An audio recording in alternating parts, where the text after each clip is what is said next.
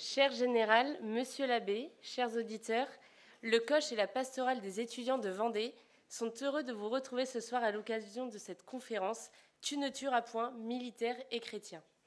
En effet, si l'on s'en réfère au 6e commandement du Décalogue, « Tu ne tueras point », il est naturel de se demander dans quelle mesure ce dernier demeure-t-il un interdit ne présentant aucune restriction.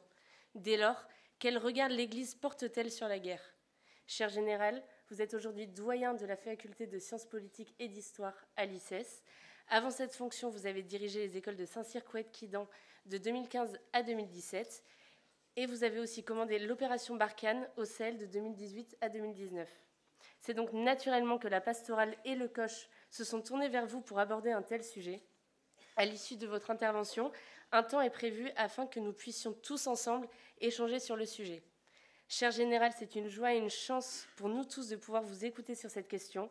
Le Coche et la pastorale vous remercient d'avoir accepté cette invitation.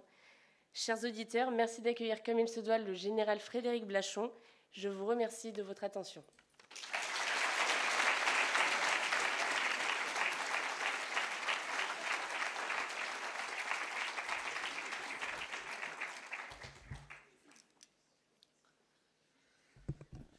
Monsieur l'abbé, chers amis de lycée, chers étudiants, nous sommes le 21 février 2024 et il y a 108 ans, jour pour jour, débutait la plus grande bataille de toute l'histoire de France.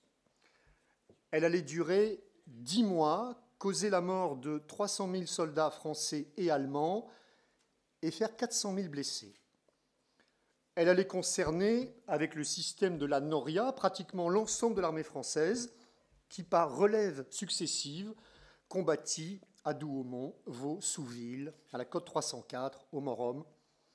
Et parmi tous ces soldats français, nos grands-parents, nos arrière-grands-pères, nos arrière-arrière-grands-pères, probablement pour les plus jeunes, l'immense majorité sont des chrétiens baptisés, et plus de la moitié sont des catholiques pratiquants qui combattent à Verdun d'autres chrétiens.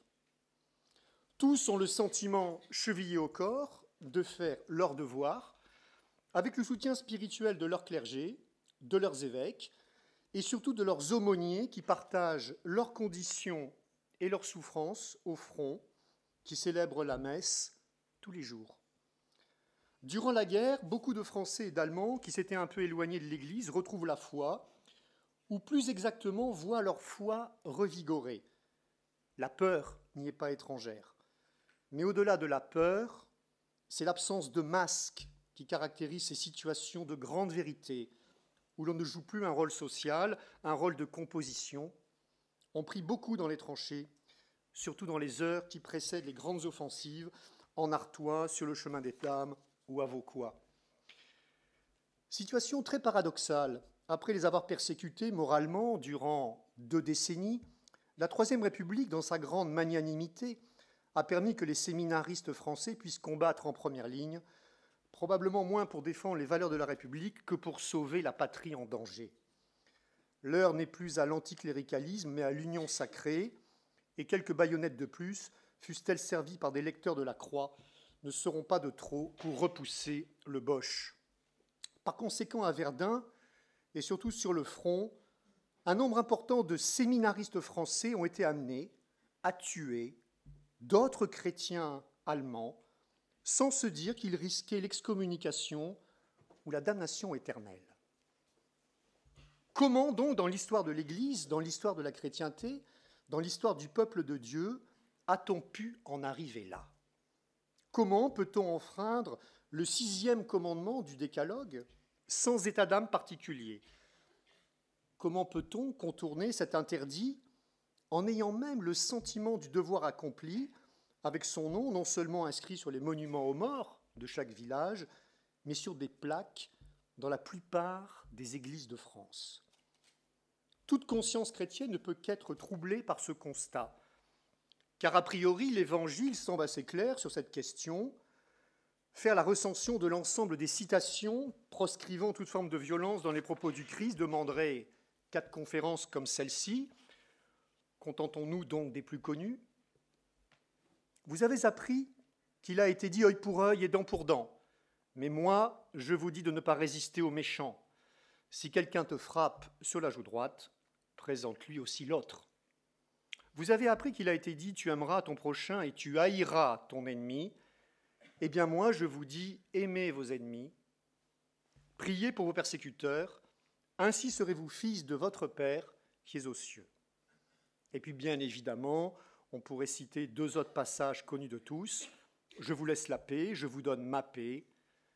Remets ton épée à sa place, car quiconque se servira de l'épée périra par l'épée. La non-violence apparaît ainsi comme la seule attitude permettant l'amour entre tous les hommes qui sont fils du même Père, la seule attitude respectant la dignité de la personne humaine, la seule attitude permettant d'annoncer réellement le règne de Jésus-Christ.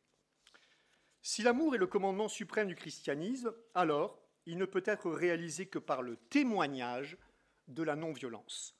Toute violence ne peut être que la négation même de l'amour fraternel. S'il y a des litiges et des injustices à régler entre les hommes et les nations, ce ne peut être que par des moyens d'arbitrage pacifique.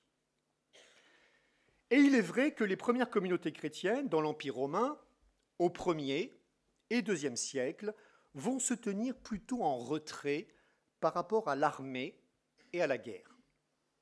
Et quand les chrétiens commencent à devenir nombreux dans les légions romaines à partir du 3e siècle, ils vont connaître des persécutions qui culminent à la fin du 3e siècle et au tout début du 4e, sous le règne des empereurs Dioclétien et Maximien, moins parce qu'ils n'acceptent pas de combattre que parce qu'ils refusent de sacrifier au rite romain. Alors on pense plus particulièrement à Saint Maximilien, qui refuse d'être soldat en 295 à Tébessa, et il est l'un des rares pour qui nous avons le récit de son interrogatoire et de sa condamnation par le proconsul Dion. Maximilien, je ne puis servir, je ne puis faire le mal, je suis chrétien. Le proconsul, il faut être soldat ou mourir. Je ne serai pas soldat. Coupe-moi la tête si tu veux, je ne puis être soldat pour le siècle, je suis soldat pour Dieu. Sois soldat et reçois ta bulle. Je ne reçois point la marque du siècle. Si on me la donne, je la briserai. Je suis chrétien, il ne m'est pas permis de porter au cou la bulle de plomb, moi qui porte déjà le signe du salut du Christ. Dans la garde de nos maîtres Dioclétien et Maximien servent des soldats chrétiens. C'est leur affaire. Moi, je suis chrétien et je ne sers pas. Mais les soldats, quel mal font-ils? Tu le sais. Ton impiété t'a fait refuser le service, tu seras puni en conséquence. Cela servira d'exemple aux autres, tu seras décapité. Autre exemple, mais cette fois avec un vrai soldat, et pas à n'importe quel poste, Saint Sébastien, qui commande la garde prétorienne de Dioclétien, mais qui soutient les prisonniers persécutés pour leur foi, et qui est mis à mort en 302, après avoir survécu miraculeusement à un premier supplice des flèches. On pense également à Saint Maurice, chef de la légion thébaine, qui refuse en 287 non seulement de persécuter un peuple chrétien dans le Valais suisse, mais d'idolâtrer l'empereur, et qui est massacré avec une partie de sa légion.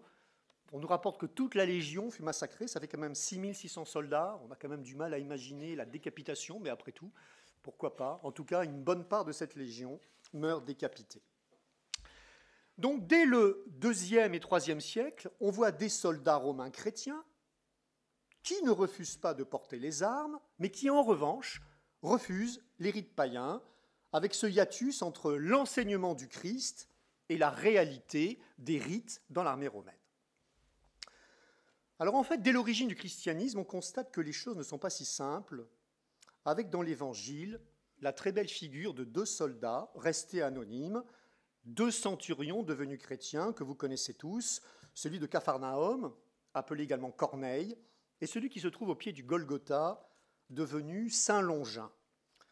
Ce n'est pas rien de se dire, quand on aborde cette question du ne tuera point, que tous les jours, ou tous les dimanches à la messe, nous prononçons les paroles de ce centurion de Capharnaüm. de ce soldat, qui plus est païen, dont la foi, l'humilité et l'amour de son prochain, fût-il son esclave, vont susciter l'admiration du Christ. Tous les jours, on peut être amené à prononcer les paroles de ce soldat. « Seigneur, je ne suis pas digne de te recevoir, mais dis seulement une parole et je serai guéri. » Des dizaines de millions de fidèles prononcent cette phrase chaque jour ou tous les dimanches avant de communier. Et la suite des paroles est également magnifique en termes de devoir d'État et d'humilité. Moi-même qui suis soumis à une autorité, j'ai des soldats sous mes ordres. À l'un, je dis « va » et il va. À un autre, « viens » et il vient. Et à mon esclave, « fais ceci » et il le fait. À ces mots, Jésus fut dans l'admiration et dit à ceux qui le suivaient « Amen, je vous le déclare, chez personne en Israël, je n'ai trouvé une telle foi. Rentre chez toi, que se passe pour toi selon ta foi. » Et à l'heure même, le serviteur fut guéri. Avant même d'avoir abordé le fond du problème du refus de toute violence, avouez que si le Christ avait voulu condamner complètement l'usage des armes, il n'aurait pas donné comme modèle à son peuple ce centurion. Car la situation est évidemment différente de celle de Marie-Madeleine. Elle devient sainte, mais en renonçant à son passé de femme de mauvaise vie. On lui dit bien « va et ne pêche plus ». Au centurion, il ne lui est pas dit « change de métier, ressaisis-toi, fais autre chose ». C'est exactement ce que va faire Jean le Baptiste quand, à la question des soldats de savoir ce qu'ils doivent faire, c'est-à-dire quitter ou pas l'armée, il va leur répondre « ne commettez ni extorsion, ni fraude envers personne, et contentez-vous de votre solde. » On peut également penser à l'autre centurion de l'Évangile, celui qui va percer de sa lance le côté droit de Jésus pour s'assurer de sa mort et également probablement pour épargner à Jésus le supplice du brisement des jambes infligé au crucifié. Ce centurion est témoin des prodiges inexplicables et surnaturels qui ont lieu au Golgotha, le ciel qui s'assombrit, puis le tremblement de terre. Durant cette exécution, ce centurion se rend compte que quelque chose s'est passé. Le centurion qui se tenait en face de Jésus, voyant comment il avait expiré, s'écria « Vraiment, cet homme était le Fils de Dieu ». C'est donc le tout premier témoignage de la nature divine du Christ après sa mort et avant même sa résurrection, avant le témoignage des femmes, avant la prédication des apôtres. Ce centurion, déjà converti, va renoncer à l'état militaire, passer le reste de sa vie à convertir ses semblables avant de mourir martyr à Césarée de Cappadoce. Ce centurion deviendra saint Longin. Une fois de plus, ce n'est donc pas rien que 2 soldats païens aient pu bénéficier d'un tel traitement de faveur dans les évangiles, l'un pour lequel le Christ déclare qu'il n'a jamais rencontré une telle foi auparavant, et l'autre qui est le premier à croire que Jésus est le Fils de Dieu avant même la résurrection. Par conséquent, le métier militaire ne doit pas être si infamant que ça. Les chrétiens font même un parallèle entre le combat des armées et le combat spirituel, comme le montre l'épître de saint Paul aux Éphésiens avec la célèbre métaphore de l'équipement du combattant de la foi. Revêtez l'équipement de combat donné par Dieu afin de pouvoir tenir contre les manœuvres du diable. Pour cela, prenez l'équipement de combat donné par Dieu. Oui, tenez bon, ayant autour des reins le ceinturon de la vérité, portant la cuirasse de la justice, les pieds chaussés de l'ardeur à annoncer l'évangile de la paix, et ne quittant jamais le bouclier de la foi qui vous permettra d'éteindre toutes les flèches enflammées du mauvais. Prenez le casque du salut et le glaive de l'esprit, c'est-à-dire la parole de Dieu. Pour poursuivre le parallélisme, la hiérarchie de l'armée est même proposée comme modèle d'organisation interne aux communautés chrétiennes par Clément de Rome à la fin du 1er siècle. Bref, tout ceci va déboucher sur le fait que l'armée comptera dans ses rangs de très grands saints militaires, c'est-à-dire de saints en tant que militaires. Parce qu'on en connaît d'autres, d'ailleurs c'est la raison pour laquelle je ne le citerai pas, mais je ne peux pas m'empêcher de faire allusion à lui. Charles de Foucauld, c'est sûr que ce n'est pas au titre de ses mérites en tant que militaire. Tout le monde connaît sa vie peu intéressée à Saint-Cyr, les cours il n'aimait pas beaucoup, il arrivait souvent en retard, ce qui arrive de temps en temps d'ailleurs à nos étudiants d'arriver en retard. Voilà, donc au moins ils pourront dire que leur retard est probablement celui de Charles de Foucauld. Voilà, ce qu'on honore dans la vie de Charles de Foucauld, c'est bien la bascule qui s'opère après Saint-Cyr, après Saumur et après la vie en régiment. Mais ce n'est pas le cas d'un Saint-Martin. Au IVe siècle, Enrôlé de force dans l'armée à 15 ans, il partage durant un hiver à Amiens son manteau avec un pauvre, le Christ lui apparaissant la nuit même revêtu de ce demi-manteau. Il se fera baptiser mais restera durant 25 ans dans l'armée. Un contrat est un contrat, avant de rejoindre l'évêque Hilaire à Poitiers, puis Ligugé, puis Tours. Voilà. Mais sa vie déjà merveilleuse, c'est déjà en tant que militaire.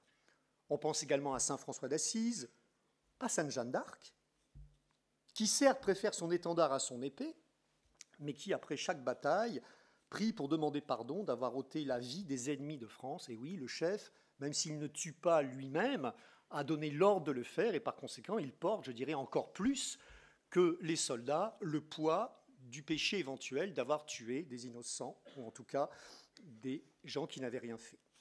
Enfin, on peut penser à saint Ignace de Loyola, ce soldat basque, qui deviendra le fondateur des Jésuites et qui, à son actif, a dû tuer beaucoup de Français. Et puis, plus près de nous, même si l'Église ne les a pas béatifiés, on peut également penser à de belles figures comme Jacques Catilino ou le général de Saunis, et je m'arrêterai là. Tout ça pour dire que, dans certaines circonstances, il doit être possible de concilier le rejet d'une certaine forme de violence condamnée par le Christ et le recours à une force juste et nécessaire pour la vie terrestre.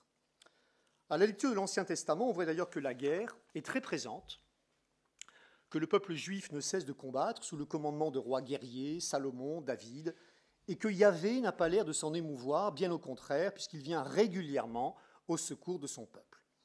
Alors Yahvé a pris soin, néanmoins, de bien expliquer à son peuple ce qu'il n'accepte pas en matière de violence, puisqu'il a dicté à Moïse ce fameux 6e commandement des tables de la loi, « Tu ne tueras point », que l'on retrouve dans le livre de l'Exode et dans le Deutéronome.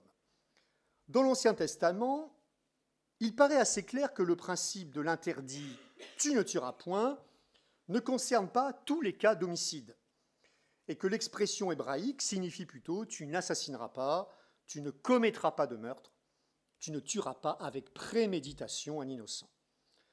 Tous les autres commandements ne souffrent d'aucune exception. Il n'y a pas « tu voleras quand vraiment tu n'auras rien »,« tu ne convoiteras pas en état de totale pauvreté ». Là, au contraire, on constate que ce n'est pas un principe absolu. L'Ancien Testament n'empêche pas de tuer l'ennemi à la guerre, n'empêche pas de se défendre, et surtout de défendre autrui menacé par un agresseur, et n'empêche pas également de prononcer la peine de mort, d'ailleurs, à l'encontre d'un criminel. Tout ceci est rappelé dans l'Ecclésiaste. Il y a un temps pour aimer, un temps pour haïr, un temps pour la guerre et un temps pour la paix.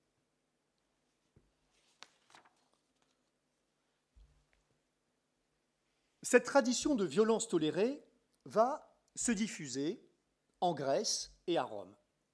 Des penseurs comme Platon, Aristote, Cicéron vont s'employer à définir des principes visant à contenir la violence, mais uniquement entre peuples civilisés, c'est-à-dire pendant l'Antiquité, entre Grecs, entre cités grecques et au sein de l'Empire romain.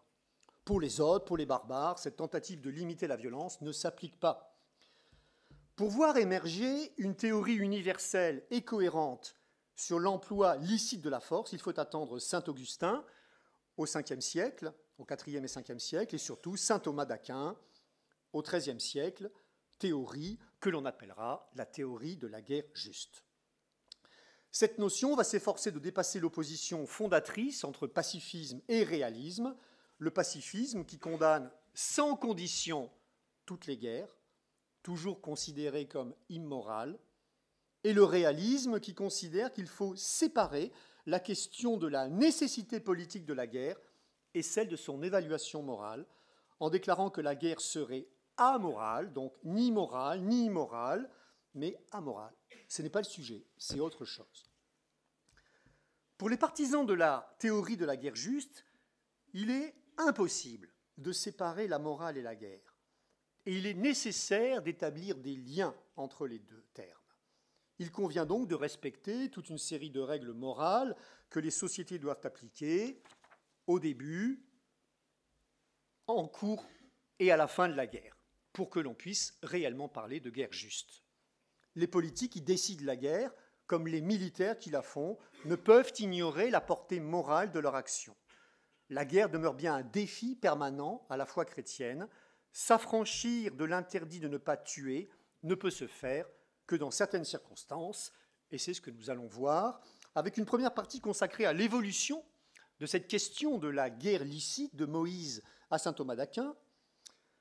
Dans une deuxième partie, on essaiera de montrer comment l'Église, à partir du Moyen-Âge, va essayer de canaliser la violence pour la mettre au service de la justice et de la vraie paix. On verra également comment cette même Église n'hésitera pas à être belliqueuse avec des papes, soldats, défendant les États pontificaux ou appelant au XIXe à une véritable mobilisation des catholiques pour en préserver l'indépendance. Enfin, dans une troisième partie, montrant l'extrême difficulté de prendre position quand le soutien de Dieu et l'assurance de mener une guerre juste est revendiqué par chaque camp, typiquement le cas de la Grande Guerre. Alors tout d'abord, la guerre tolérée, plus que tolérée même, parfois prônée par le Dieu d'Israël dans l'Ancien Testament, et les conditions de la guerre juste chez les chrétiens de la fin de l'Antiquité au Moyen Âge. Alors l'Ancien Testament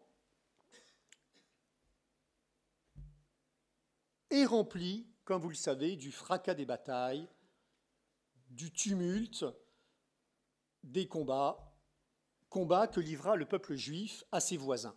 Que l'on prenne le livre de l'Exode, le Deutéronome, le livre de Josué, des Juges, de Samuel, qui relate l'épopée du peuple d'Israël au 2e et 1er millénaire avant Jésus-Christ, depuis le moment où Dieu promet à Abraham ce qui va devenir précisément la terre promise, jusqu'aux épisodes de Samson, David, Salomon. La période relatée est particulièrement riche en conflits de toutes sortes contre les Égyptiens, les Philistins, les Assyriens. Le peuple juif se bat contre tout le monde. Et comme le Christ a bien précisé qu'il n'était pas venu pour abolir, mais pour accomplir, il faut essayer de comprendre la logique de l'Ancien Testament. Avec Moïse, toute entreprise militaire prend un caractère éminemment religieux. C'est l'époque de la conquête et de l'installation en Palestine des 12 tribus, et c'est à ce moment qu'apparaît la première version de la guerre sainte, l'ancêtre, on pourrait dire, de la notion de guerre juste, que l'on va appeler ici la guerre de Yahvé, la guerre pour Yahvé. Alors dans cette guerre, Yahvé est aux côtés de son peuple. Quand vous serez sur le point de combattre, que votre courage ne faiblisse pas, ne craignez pas, ne tremblez pas, car c'est le Seigneur votre Dieu qui marche avec vous, afin de combattre pour vous contre vos ennemis. Passage du Deutéronome. Autre passage. Le Seigneur votre Dieu va vous installer à l'abri de tous les ennemis qui vous entourent, dans le pays qu'il vous donne en possession. Vous exterminerez alors les Amalécites, de telle sorte que personne sur terre ne se souvienne d'eux. Et Yahvé intervient à plusieurs reprises, de manière miraculeuse, pour montrer sa toute-puissance, notamment tout ce qui est relaté dans le livre de l'Exode, les plaies d'Égypte, le passage de la mer Rouge, ou en faisant tomber les murailles de Jéricho, ou en produisant régulièrement les ténèbres pour faire peur à l'armée adverse. Les prophètes interpréteront les guerres et les catastrophes naturelles qui frappent Israël comme le châtiment de Yahvé. Après la destruction de Jérusalem, Ézéchiel, le dernier prophète, va changer de ton, et d'annonciateur de malheur, il devient, au contraire, prédicateur de salut. Par ses fautes, Israël a subi, est tombé, mais Yahvé ne l'oubliera pas, et Yahvé restaurera Israël dans sa splendeur. Donc finalement, dans l'Ancien Testament, on peut dire que les choses sont assez simples. Pour, l'État, la condition de soldat juif, Yahvé aide son peuple, et c'est parce que je suis un soldat juif croyant dans une armée juive que Yahvé vient à mon secours. Alors qu'est-ce qui se passe quand on sert dans une armée qui non seulement ne croit pas dans un Dieu unique, mais persécute les chrétiens? Et ça va être toute la problématique du soldat romain, chrétien, jusqu'en 313 et le tournant pris par Constantin. Alors, on va se poser la question, comment les premiers chrétiens, comment est-ce qu'on est passé en 3 siècles d'une certaine forme alors, de silence de la part de la communauté chrétienne sur cette question du ne tuera point, on n'en parle pas beaucoup, à une politique au contraire assez triomphale chez les représentants de l'Église constantinienne. Alors donc, je vous dis, pendant les 2 premiers siècles, il est avéré par les textes qu'il y eut des soldats chrétiens dans l'armée romaine. Ceci est notamment relaté par l'écrivain chrétien Tertullien, au IIe siècle après Jésus-Christ. Lui-même était fils de centurion. Et il relate notamment un passage assez connu, l'histoire de la 12e légion, la légion Fulminata, qui en 73 après Jésus-Christ, au cours d'une guerre que mène l'empereur Marc Aurèle contre les Quades, en Germanie, cette légion est sur le point de succomber par manque d'eau, et elle est sauvée par une pluie providentielle obtenue grâce aux prières des chrétiens. Cette histoire est confirmée par d'autres historiens latins. L'histoire de cette légion fulminate est très précieuse car elle constitue un des rares témoignages qui nous est parvenu sur la présence de chrétiens dans l'armée romaine durant les 2 premiers siècles. Pendant cette période, il est peu fait état du problème posé par la conciliation de son état de soldat et de la nécessité de combattre, comme si c'était une chose parfaitement naturelle qui ne méritait pas d'être discutée. Alors, comment expliquer un tel silence? Pourquoi une telle hésitation à prendre position? Alors, certainement par le fait qu'il n'y avait pas beaucoup de chrétiens au départ dans l'armée romaine des 2 premiers siècles, d'une part parce que Rome persécute les chrétiens, notamment sous Néron, les martyrs, Pierre, Paul, et d'autre part parce que c'est une armée de métier. Et dans une armée de métier, on n'est pas obligé de s'engager. En tout cas, pas systématiquement, ce n'est pas la conscription. Donc, compte tenu du fait que il ne constituait qu'une petite minorité, on sent que ces chrétiens essayaient plutôt de passer inaperçus et de vivre en totale discrétion. Et puis c'est au début du IIIe siècle que cette question de la compatibilité entre l'état de soldat et l'état de chrétien va vraiment réapparaître, sans qu'il existe à l'époque une doctrine faisant l'unanimité. D'un côté, on va trouver des penseurs, on pourrait dire, qui estiment que ce n'est pas compatible. C'est le cas de Tertullien, Saint-Justin, Lactance. Voilà, on ne peut pas être soldat et chrétien. Et puis, au contraire, vous en avez d'autres, Clément d'Alexandrie, Origène, estiment que c'est tout à fait possible, et en particulier depuis l'avènement de Constantin. Alors, dans le cas de l'incompatibilité, c'est Tertullien donc, qui est celui qui est resté à la postérité. Voilà ce qu'il écrit dans un opuscule en Ad Martires, en 202. « Nous ne pouvons admettre comme licite l'état de soldat, puisque le Seigneur n'a pas permis une seule fois que l'on se serve de l'épée. En désarmant Pierre, le Seigneur a désarmé tous les soldats. » Ce n'est donc pas ainsi que les chrétiens pourront défendre leur religion, car la défense par la violence serait contraire à l'essence même du christianisme. Il s'agit là donc d'une forme d'objection de conscience, au sens le plus moderne du mot. En effet, pour Tertullien, il n'y a aucune différence entre celui qui agresse et celui qui se venge. L'un est certes le premier à faire le mal, mais l'autre, en répondant, fait de même et est tout autant coupable. Il n'est pas possible de rendre le mal pour le mal, et le chrétien doit sacrifier à Dieu son honneur en se refusant à lui-même le droit de se défendre comme il lui plaît. Il est impossible aux fidèles d'être autrement que non violents. Pour d'autres chrétiens, ce qui fait problème, ce n'est pas tellement l'usage de la force, c'est de devoir sacrifier au culte des idoles. Au prix de leur vie, ceux-là vont donc proclamer leur conviction chrétienne en s'opposant aux rites païens et au culte des idoles. Et notamment, Tertullien, toujours le même, dans un ouvrage qui s'appelle De Corona, c'est-à-dire de la couronne du soldat, il relate l'histoire d'un soldat qui refuse de porter la couronne de laurier à l'occasion d'une cérémonie où on ne peut, il est procédé à un acte d'idolâtrie, et donc Tertullien estime que ce n'est pas possible. Et le soldat, dont il apporte le témoignage, va confesser sa foi, va souffrir le martyre, et Tertullien va rendre hommage à ce comportement et le justifier en expliquant que c'est lui qui a raison. On ne peut faire ce métier, on ne peut pas être chrétien et accepter les rituels païens.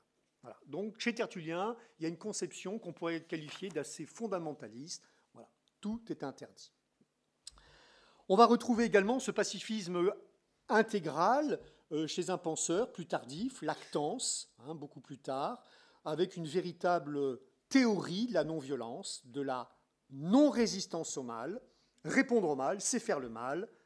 Le subir, c'est le vaincre par le bien.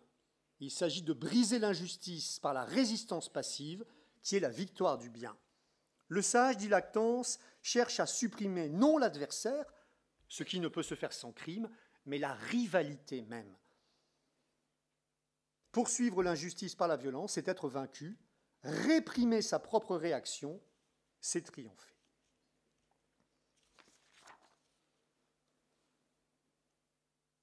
Les choses vont évoluer et certains penseurs vont se mettre à défendre l'idée d'une compatibilité entre les États. Ça va être le cas de Clément d'Alexandrie qui prône sans hésitation. Donc Clément d'Alexandrie, on est à la fin du IIe et au tout début du IIIe. Clément d'Alexandrie va prôner l'intégration des chrétiens dans l'armée en leur conseillant même d'obéir au chef sous réserve qu'il commande avec justice.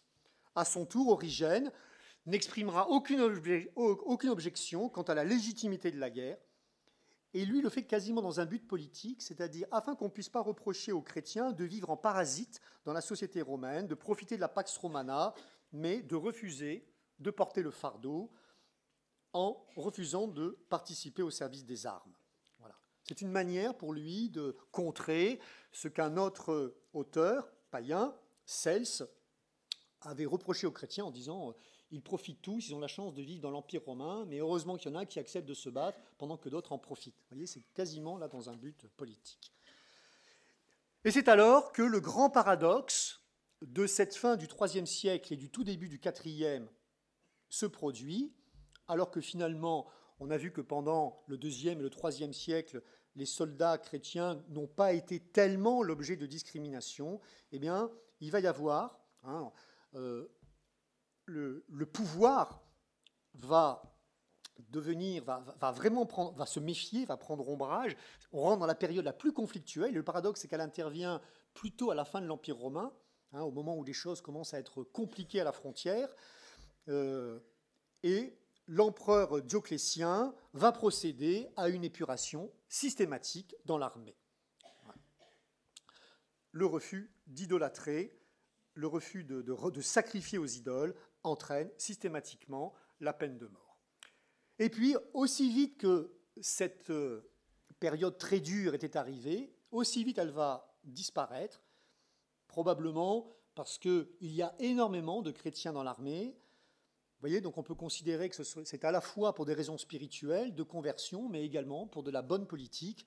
Comment se priver de bons soldats alors qu'il suffirait peut-être de leur parler différemment? Et donc tout va changer. C'est le début de la politique de bienveillance et de tolérance envers les chrétiens, inaugurée en 313.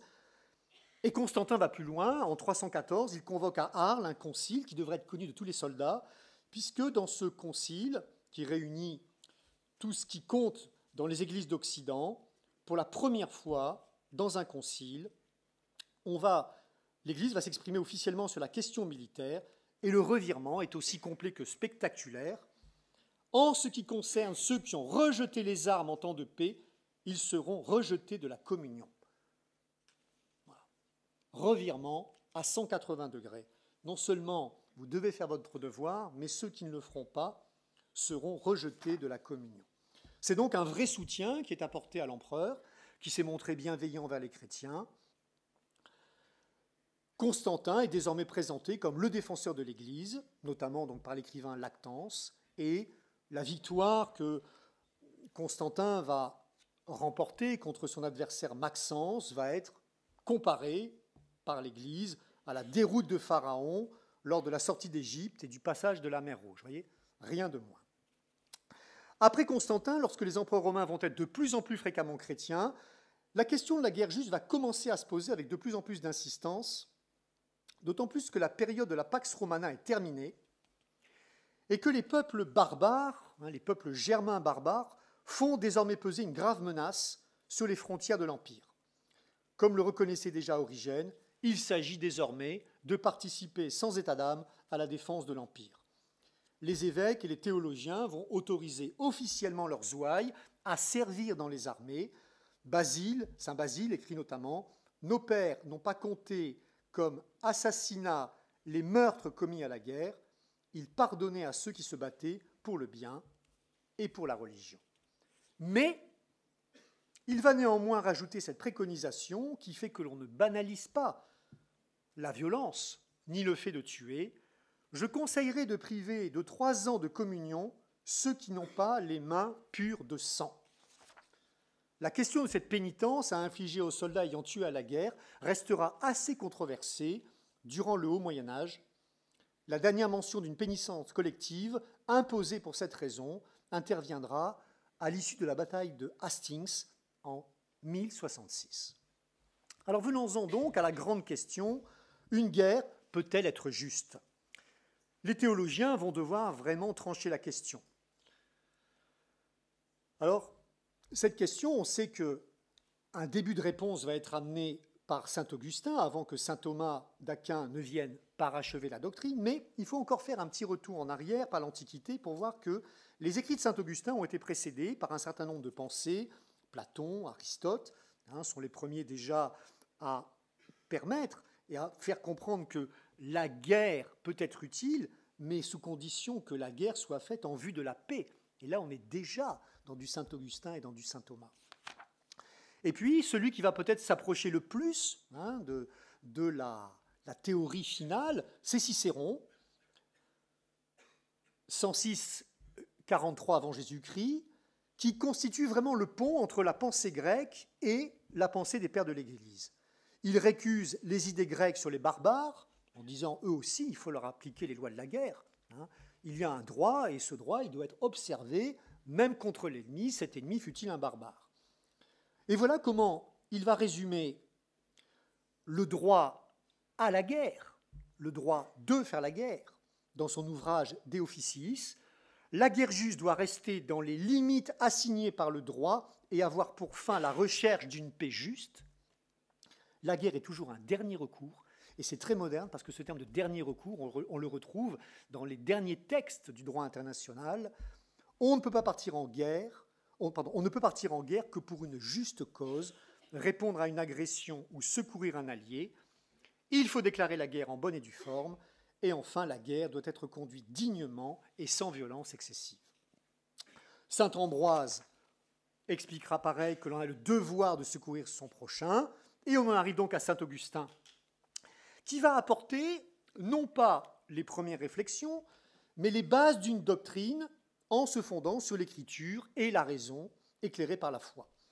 Et lui va vraiment jouer un rôle majeur entre la tradition romaine et le premier christianisme.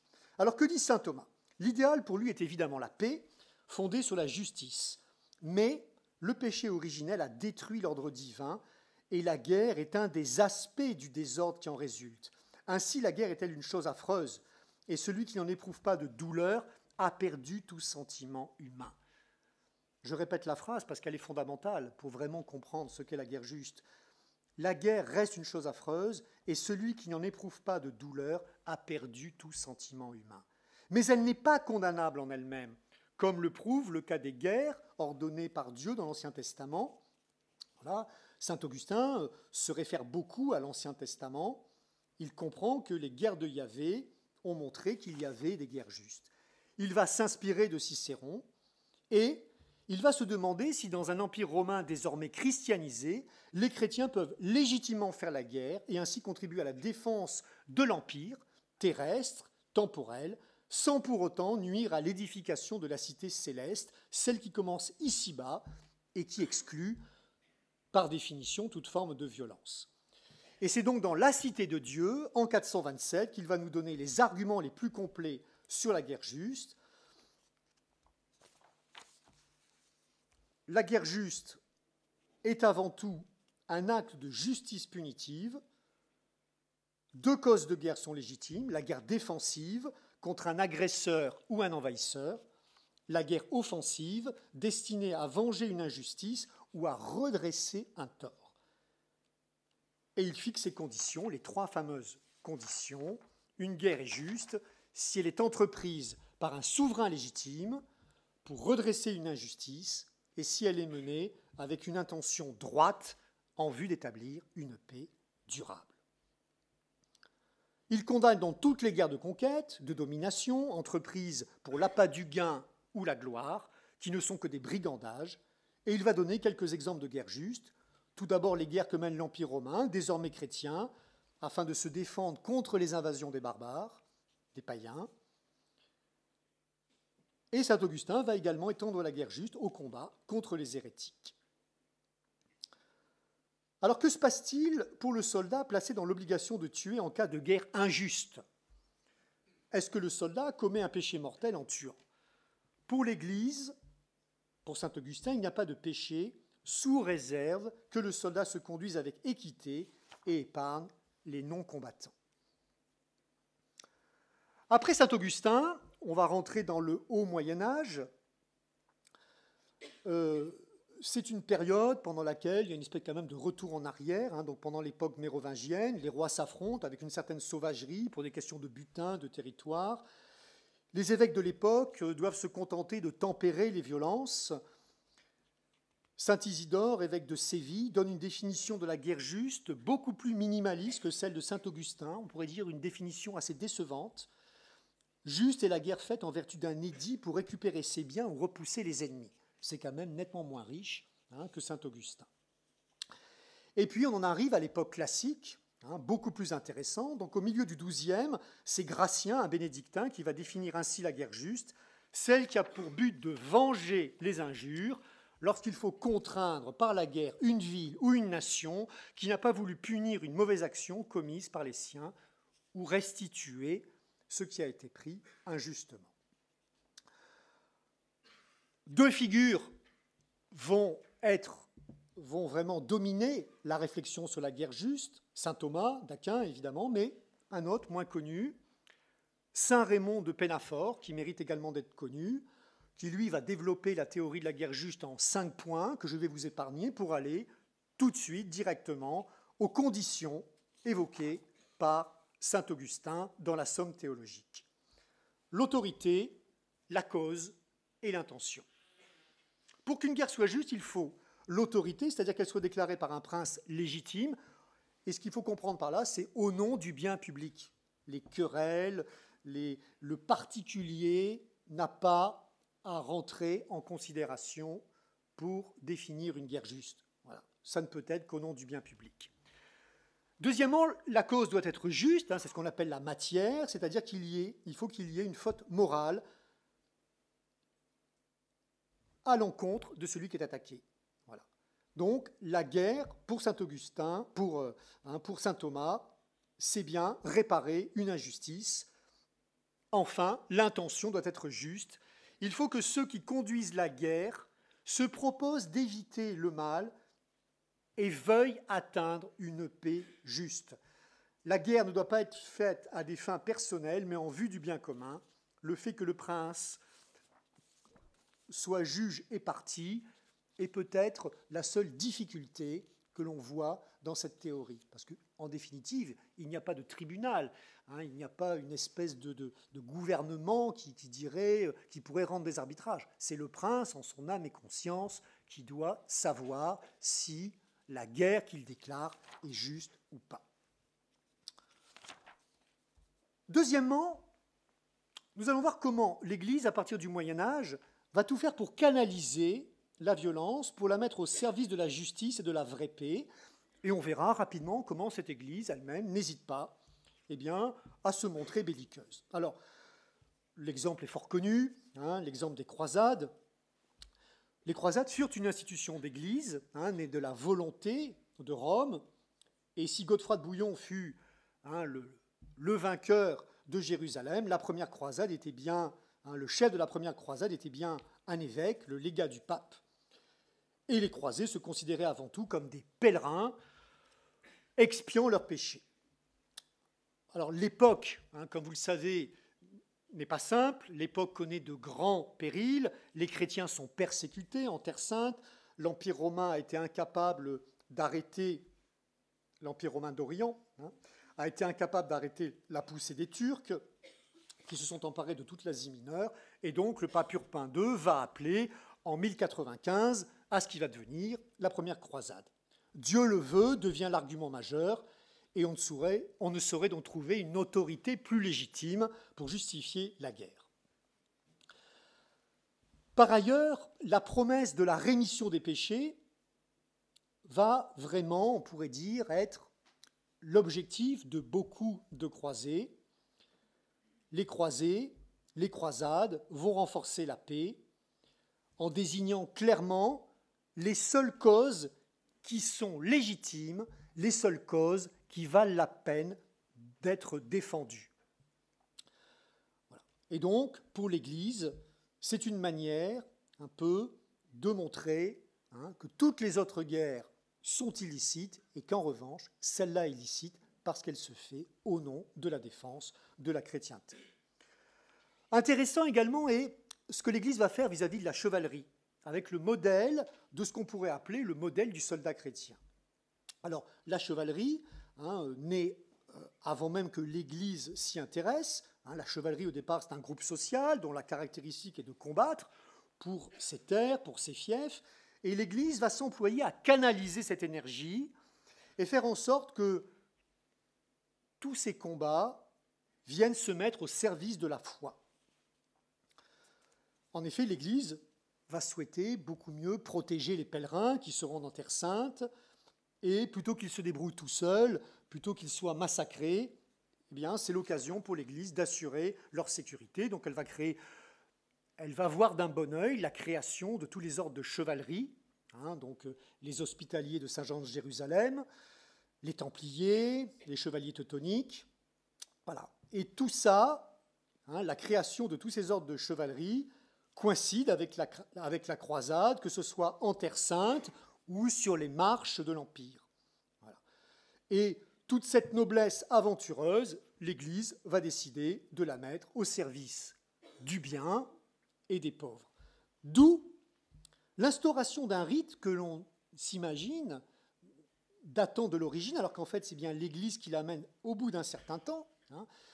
La chevalerie a existé avant les rites chrétiens de la remise des attributs de chevalier. Je pense évidemment à l'adoubement, mais l'adoubement, c'est bien l'Église qui confère, qui crée une véritable cérémonie religieuse. Voilà. À la fin du XIIIe, le nouveau chevalier va, après s'être purifié par un bain rituel, va passer toute une nuit en prière avant d'espérer pouvoir récupérer le matin sur l'autel son épée consacrée. Voilà. Et donc l'Église va donner en modèle ces ordres guerriers de manière à ce que tout le monde se mette au service de Dieu. Je vais passer, c'est évidemment la très belle figure de Saint Louis. Donc lui aussi, on peut considérer, certes, c'est le souverain, mais il se comporte également en soldat. C'est l'idéal du chevalier qui n'hésite pas à s'exposer pour la défense de la foi, pour protéger le peuple dont il a la charge, qui lui a été confié par Dieu et dont il n'est que le lieutenant. Voilà. Un mot rapide sur les papes et la guerre, puisque pendant 11 siècles,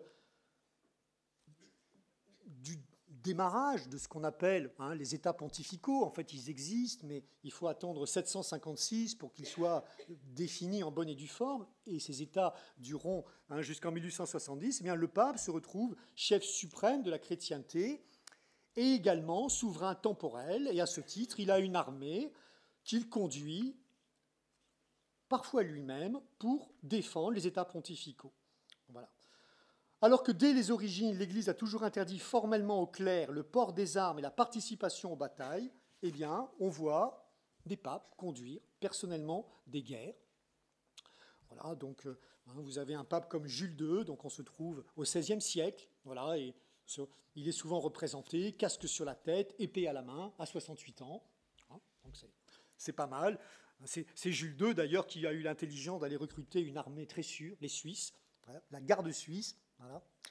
Elle est garde pontificale depuis Jules II. On pense également à Paul IV, au XVIe, qui lui aussi va lutter contre le roi d'Espagne, là aussi pour pouvoir bien défendre les États pontificaux, etc. Et on en arrive, vous voyez, jusqu'à la défense des États pontificaux, jusqu'à Pie IX, appelant à une véritable résistance contre les Piémontais. Et comme vous le savez, cette résistance, elle est relayée, en particulier par les prélats français. Monseigneur Pie, évêque de Poitiers, sera l'un des plus impliqués dans la défense des États du pape. Voilà ce qu'il écrit en 1860. « S'enrôler soi-même au service de la vérité et de la justice, c'est le comble de l'héroïsme, c'est le plus haut degré de mérite ici-bas, c'est le gage de la plus sublime récompense au-delà de la tombe. Partez, généreux volontaires, partez des quatre vents et du sein de toutes les races catholiques. Voilà. Troisièmement, la Grande Guerre. Que se passe-t-il quand finalement le soutien de Dieu est revendiqué dans chaque camp? Alors au cours de l'histoire, des chrétiens se sont retrouvés face à face, les uns et les autres évoquant le même Dieu pour le succès de leurs armes. Comme vous le savez, en France, le sentiment patriotique, en 1914, il se manifeste avec une vigueur quasiment inespérée, c'est-à-dire qu'on pensait qu'il y aurait un certain nombre de Français qui ne feraient pas leur devoir, objection de conscience, peur. Et en fait, le désir de revanche est tel que l'union sacrée se crée et tout le peuple français, à quelques exceptions près, se trouve uni contre l'Allemagne et les chrétiens ne seront pas les derniers à faire leur devoir. Sans nier le caractère dramatique de la guerre, bon nombre de prélats français vont chercher à démontrer qu'elle peut être juste, cette première guerre, cette grande guerre. Je cite Monseigneur Rumeau, évêque d'Angers, dans sa lettre pastorale du 2 février 1915, « Les leçons de la guerre au point de vue de la foi ». Voilà ce qu'il écrit. Partant de l'indépendance des nations, de leur souveraineté dans l'ordre temporel, il admet que des circonstances peuvent surgir où la guerre est le seul moyen de réprimer les ambitions usurpatrices, quand tout autre moyen pour dirimer les graves litiges entre les peuples est devenu impossible. Monseigneur Rumeau précise, pourvu toutefois qu'elle remplisse trois conditions, qu'elle ait été décrétée par le pouvoir compétent, qu'elle soit juste, c'est-à-dire motivée par des raisons dont on ne puisse contester l'équité, enfin qu'elle soit faite avec conscience, c'est-à-dire dans le seul but de faire triompher la cause du droit et sans recourir à ces cruautés inutiles, à ces massacres atroces, à ce vandalisme, à ce brigandage que réprouve la saine morale. Voilà. Les évêques rappelleront toujours ces principes et il ne fait aucun doute pour eux que les Allemands sont les injustes agresseurs et qu'il est nécessaire de les combattre jusqu'à la victoire. Le clergé, d'ailleurs, répondra à l'appel de la mobilisation. Les prêtres quitteront leur ministère et les missionnaires reviendront des pays lointains et d'un exil que la Troisième République leur avait préparé. 32 500 prêtres seront mobilisés et plus de 4 600 seront tués, 14%, ce qui fait que c'est nettement au-dessus de la moyenne. Voilà. Parmi les... Là, on peut les appeler, puisque c'est une classe sociologique, pardonnez-moi cette expression pas très heureuse, mais quand vous êtes à 14%, c'est que vous avez fait plus que votre devoir. En contrepoint, on peut faire la même réflexion au sujet des Allemands. Eux aussi pensaient mener une guerre juste, et eux aussi s'estimaient provoqués. Et on pourrait même dire que eux, comme ils n'avaient pas connu toute la période d'anticléricalisme, alors ils en avaient connu une autre, les catholiques, la lutte contre les catholiques a pesé également, mais j'allais dire que globalement, les choses s'étaient quand même mieux passées en Allemagne. Il n'y avait pas eu cet acharnement contre les congrégations, etc. Et donc, eux s'estimaient finalement beaucoup plus proches de l'Église. Voilà. Et on va retrouver les mêmes réactions, l'ardeur va être aussi intense. Voilà. Et pour beaucoup, dans chaque camp, le courage va puiser sa source dans la foi, le sens du devoir et l'acceptation du sacrifice qui prime tout. Français et Allemands aboutissent aux mêmes conclusions. Voilà deux discours à mettre en parallèle. Tout d'abord, le cardinal de Paris, Léon Hamet. Mes frères, camarades des armées françaises et de leurs glorieux alliés, le Dieu Tout-Puissant est de votre côté. Dieu nous a aidés d'ailleurs dans notre gloire passée. Il nous aidera de nouveau à l'heure de notre détresse. Il nous aidera de nouveau à l'heure de notre détresse. Dieu est auprès de nos braves soldats dans les batailles. Il affermit leurs bras et les fortifie contre l'ennemi. Dieu protège les siens. Dieu nous donnera la victoire. Vous voyez, le cardinal de Paris, il n'est pas rancunier. Moins de 40 ans avant, son prédécesseur était fusillé par la Commune de Paris. Vous voyez, donc, on est vraiment dans l'union sacrée la plus totale. Et ce qui est intéressant, c'est de voir qu'au même moment, les archevêques de Cologne, de Munich et de Essen disent à peu près la même chose, s'adressant à leurs ouailles allemandes. Peuple bien-aimé de notre patrie, Dieu est avec nous dans ce combat pour la justice, où nous avons été entraînés malgré nous. Nous vous ordonnons donc, au nom de Dieu, de vous battre jusqu'à la dernière goutte de votre sang pour l'honneur et la gloire de votre pays. Dieu sait dans sa sagesse et sa justice que le droit est de notre côté et il nous donnera la victoire. C'est mot à mot le même texte. Alors comment ne pas évoquer finalement le seul dans cette affaire, l'un des rares, qui essaye à tout prix de parvenir à la paix. Bien évidemment, on passe au pape Benoît XV, qui, durant la guerre, va tout faire pour arriver à un compromis. Il est élu le 3 septembre, le pauvre, 3 septembre 1914. Pape élu le 3 septembre 1914. Et il va publier dès le 1er novembre une encyclique dans laquelle il dénonce les combats.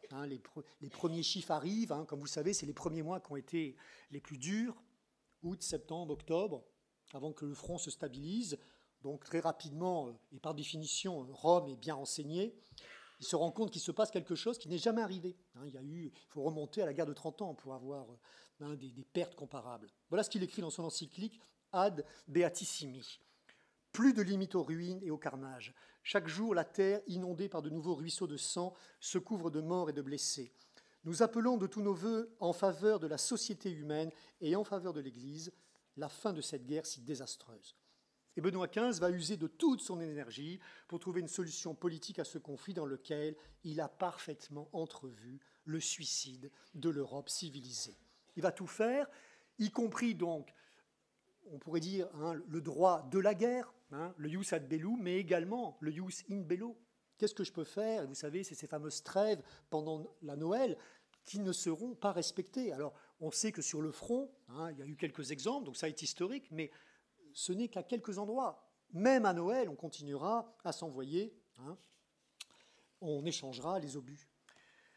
Le 1er août 1917, dans sa lettre aux belligérants, appelée également « Exhortation à la paix », il aborde des questions aussi précises. Il essaie vraiment de proposer ses services, la liberté des mers, l'abandon de toute demande de réparation, l'arbitrage international comme moyen de résolution des conflits, l'évacuation totale de la Belgique, du territoire français, la restitution par les Alliés, donc les Alliés, l'entente, des colonies allemandes qui leur avaient été prises. Vous voyez, donc vraiment un plan, on ne peut pas dire, il ne se contente pas de grandes idées, il rentre dans le détail, il montre que c'est possible.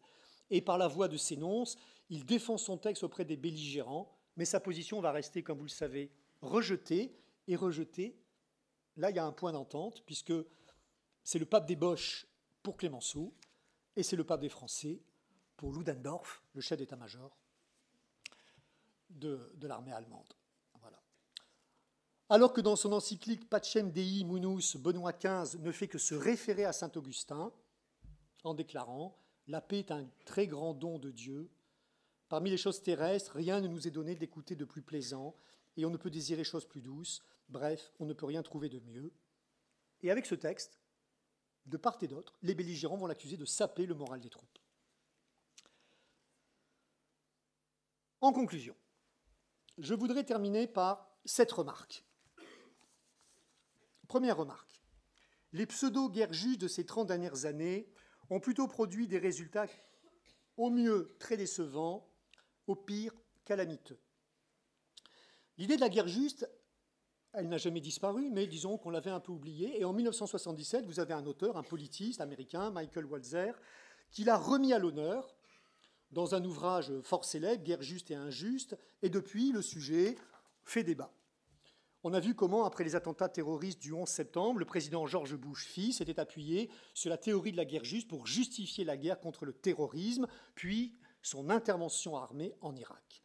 On a vu également comment, lors de son discours de remise du prix Nobel de la paix, en décembre 2009, à Oslo, le président Barack Obama, élu à peine depuis un an, il vient récupérer son prix Nobel, et alors qu'il avait été très critique de la stratégie adoptée par son prédécesseur, il va axer tout son discours, la majeure partie de son discours, sur la question de la guerre juste, en expliquant que c'est bien une guerre juste que mènent les États-Unis, au moment même où il relance l'offensive en Afghanistan par le fameux Surge, qui ne servira strictement à rien. Voilà. Donc quand on voit les piètres résultats obtenus en Afghanistan, en Irak, sans parler des résultats non moins calamiteux au Kosovo et en Libye, où l'intervention humanitaire a trouvé toutes ses limites, alors qu'elle avait été décidée au nom des meilleures intentions du monde, on ne peut qu'être dubitatif sur cette tentative de récupération de la notion de guerre juste.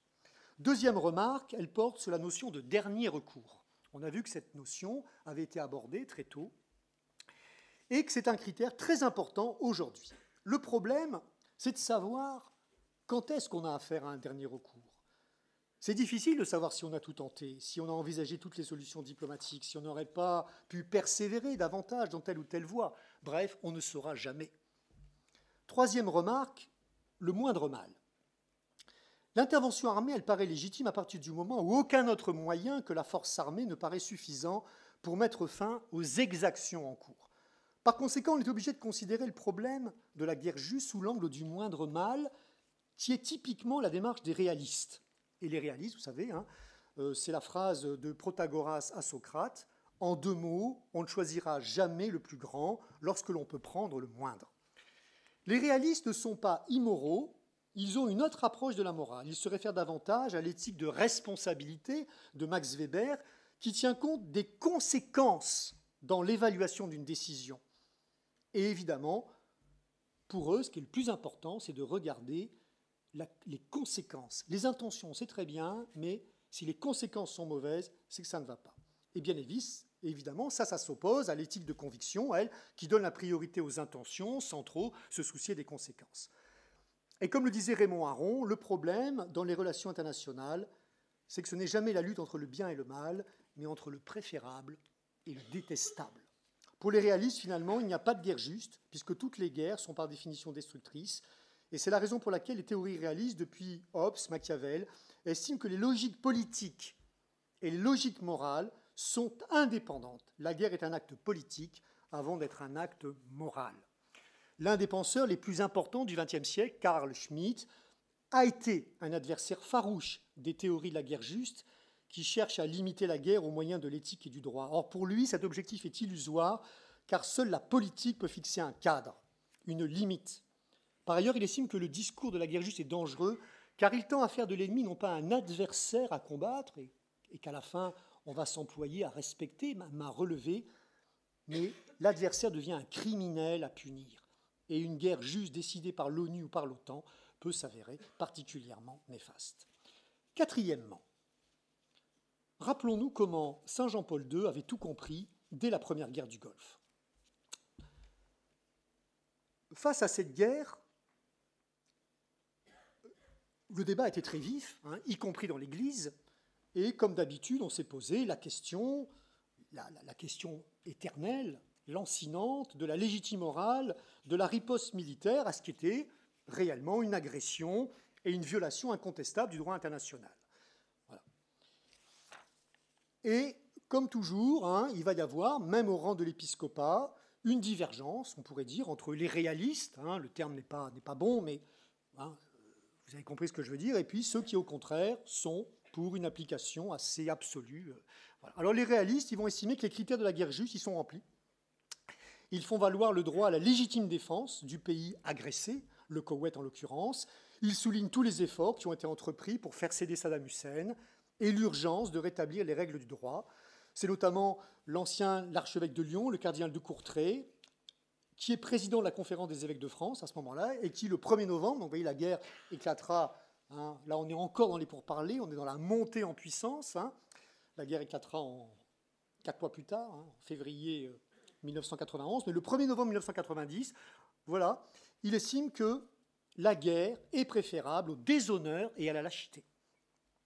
Et finalement, on peut dire qu'il est d'accord avec les propos du président George Bush père, quand celui-ci déclare le 2 février 1991, « La guerre du Golfe se rattache à tout ce que la religion incarne, le bien contre le mal, le juste contre l'injuste, la dignité humaine et la liberté contre l'oppression et la tyrannie. » Pour les tenants de la négociation à tout prix, eh bien c'est l'inverse. Les conséquences seront désastreuses. C'est la pire des solutions. Et Jean-Paul II va se ranger dans cette catégorie.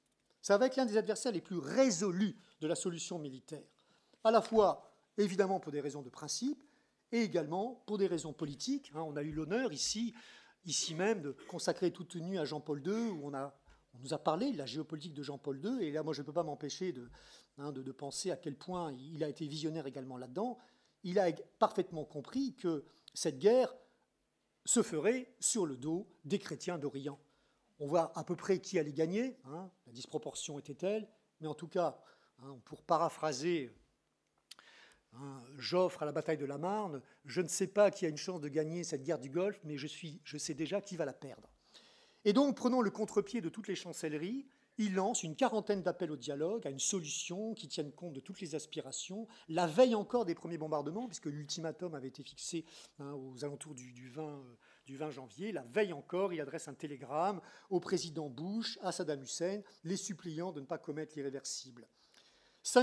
quelques jours avant, devant les ambassadeurs accrédités auprès du Saint-Siège, il avait déclaré, en s'en tenant à la stricte doctrine de l'Église, que le recours à la force pour une cause juste n'est admissible que s'il est proportionnel au résultat que l'on veut obtenir et en soupesant bien les conséquences de l'action militaire pour la survie des populations. Dans son opposition obstinée et incomprise, parce qu'il a été incompris à ce moment-là, le Saint-Pape avait fait preuve de clairvoyance en mesurant les risques d'une rupture entre les pays arabes et l'Occident et surtout les risques pour la présence chrétienne bimillénaire au Proche-Orient et au Maghreb. Quand on voit ce qu'il reste de cette présence, après plus de 30 ans d'inexorable extinction numérique, quand on voit ce que les communautés subissent tous les jours pour pouvoir pratiquer leur culte, quand on réalise combien elles sont tiraillées entre leur appartenance au monde arabe et à leur rattachement à l'Église universelle, on ne peut que louer la sagesse du pape. 5e remarque. Derrière le commandement « tu ne tueras point », il y a pour le soldat une autre question qui lui est intimement liée, mais qui lui est rarement posée au soldat. Pour qui meurs-tu, soldat ? Pendant très longtemps, le soldat français est mort pour la France, même quand c'était dans des interventions pas très justifiables, comme la guerre d'Espagne sous le Premier Empire, la campagne du Mexique, la Seconde guerre de l'opium, et j'en passe. Aujourd'hui, le soldat français meurt toujours officiellement pour la France, même quand ce sont des missions commandées par l'ONU, par l'OTAN ou par l'Union européenne. Ce n'est pas toujours facile, d'ailleurs, d'expliquer à une famille pourquoi leur mari, leur fils, leurs frères sont morts en Afghanistan ou au Mali. Mais les unités ont toujours, et c'est important, qu'elles aient toujours la conviction qu'un soldat français ne meurt jamais pour rien. On meurt pour la France, on meurt pour les copains, on meurt pour l'honneur, mais il est extrêmement important, et on le rappelle systématiquement aux familles, même quand elles sont... surtout quand la situation ne se passe pas bien. Les familles, quand elles voient des replis d'Afghanistan, des replis du Mali, elles ne peuvent pas s'empêcher de dire tout ça pour ça, mais voilà. Non, votre fils n'est pas mort pour rien. 6e remarque, l'objection de conscience. Et ce sera la dernière, l'avant-dernière. L'objection de conscience, elle existe depuis fort longtemps, et pas uniquement dans les films de Mel Gibson. Il faut voir d'ailleurs, c'est un film... qui ne laisse pas indifférent, comme on dit. Bon, il y a beaucoup d'hémoglobine, mais vous connaissez le Tu ne tueras point, ce héros, héros d'Okinawa, de la guerre du Pacifique, qui refuse, objecteur de conscience, mais qui dit, moi, je veux quand même être en première ligne. Et je vais être d'autant plus en première ligne qu'il va sauver 75 de ses camarades et deviendra l'un des plus grands héros des États-Unis sans jamais avoir porté une arme. Voilà. Alors qu'on a vu, il n'y a pas eu d'état d'âme en 14-18, malgré les craintes qu'avait le commandement. Les catholiques ont défendu leur patrie, avant même de défendre la République. Il y a eu plus d'état d'âme pendant la guerre d'Algérie. Et là, les catholiques, alors on pourrait dire les plus progressistes, les lecteurs de Esprit, Études, Témoignages chrétiens, etc., eux, ils ont fait passer leur conviction intime chrétienne de ne pas mener ce qu'ils estimaient une guerre injuste avant leur devoir de patriote. Eh bien, quand on voit ça, on se dit qu'il ne serait pas impossible que dans un avenir pas si lointain, un certain nombre de catholiques refusent de plus en plus de se battre pour un pays qui aurait constitutionnalisé l'avortement ou l'euthanasie. Eux aussi pourront un jour également se revendiquer de l'objection de conscience. 7e et dernière remarque. Au bout du bout, eh bien, c'est saint Augustin qui nous éclaire le mieux sur cette question de la guerre juste.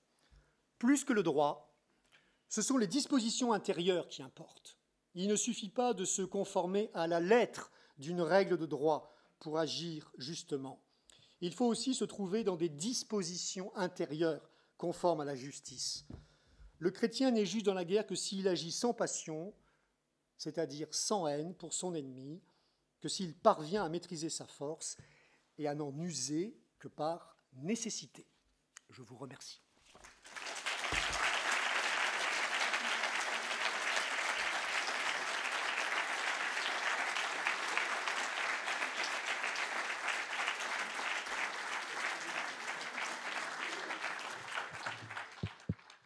Merci beaucoup, monsieur, de nous avoir éclairé sur cette question. On va pouvoir maintenant passer aux questions. Donc, n'hésitez pas, on va faire passer des micros.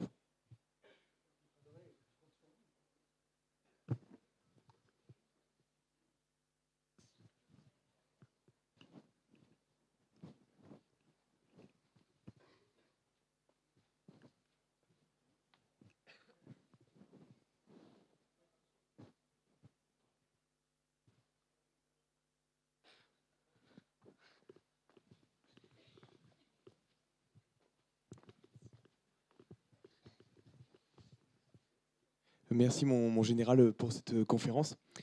Moi je voulais vous poser une question. Le pape François a déclaré il n'y a pas longtemps qu'il n'y avait aucune raison de parler de guerre juste, qu'il ne fallait pas emprunter les mots de la politique, et pour lui les guerres justes, ça n'existait pas. Est-ce qu'il renie plusieurs siècles de doctrine de l'Église? Alors, moi, je vais laisser le padré là, hein, parce que... Écoutez, le fait d'avoir terminé par Jean-Paul II montre que ce qu'il veut probablement dire, hein, le pape est jésuite quand même, hein, donc...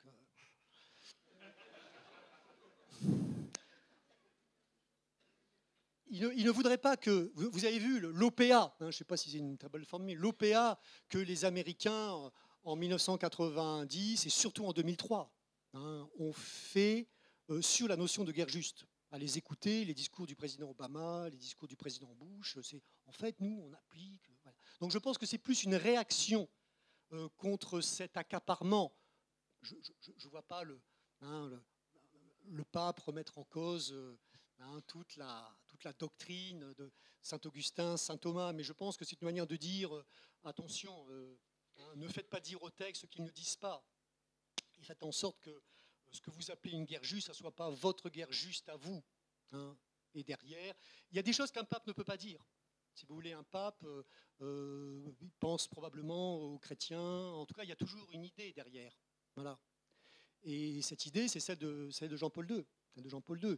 Et d'ailleurs, comme il ne l'exprime pas complètement, il est incompris. En 90-91, hein, vous n'étiez pas né, il y a eu vraiment une forme d'unanimisme. Il y a eu très peu de voix discordantes. Il y en a eu, hein, d'ailleurs politiquement, des gens assez différents hein, qui ont tenté, d'ailleurs on leur a bien reproché, qui sont allés voir Saddam Hussein, qui ont essayé de plaider.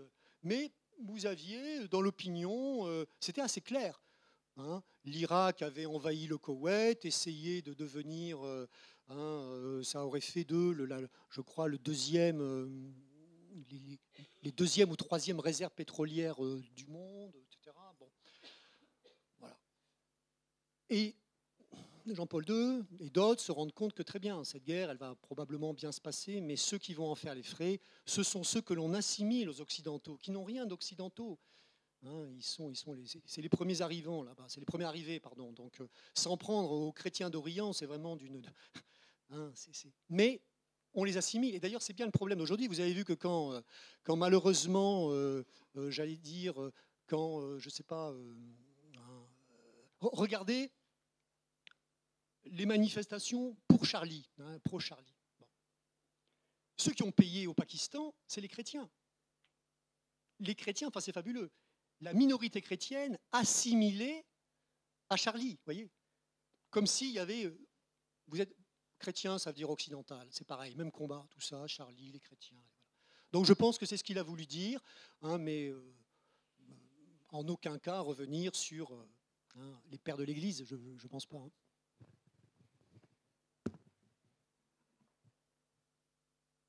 Vous aviez une question ?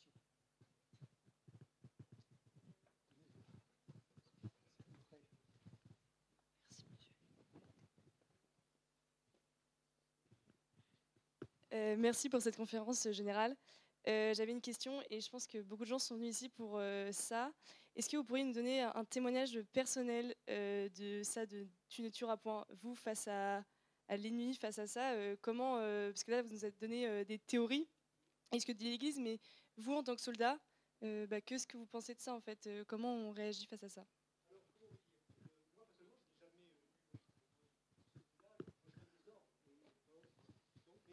C'est pas une manière de se défausser, hein, mais si vous voulez, il faudrait demander. Mais, et puis, on a la chance d'avoir ici, en plus, quelqu'un mieux placé. Mais ce qu'il faudrait, c'est demander. Mais voilà, moi, je ne peux vous en parler que de manière très... Oui. Le seul soldat qui tue en voyant son adversaire, c'est le tireur d'élite. Voilà. Or, le tireur d'élite, il a à côté de lui son chef, qui est souvent, hein, comme c'est des missions très spécifiques, c'est souvent le chef de section qui lui ordonne. Voilà, il lui commande ce qu'il voit, et donc c'est le lieutenant qui prend, c'est lui le donneur d'ordre, donc il tue, j'allais dire, indirectement, mais très directement. Voilà. Mais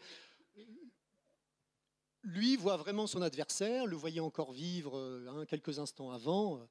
Voilà, donc Donc, les cas les plus intéressants, qui sont souvent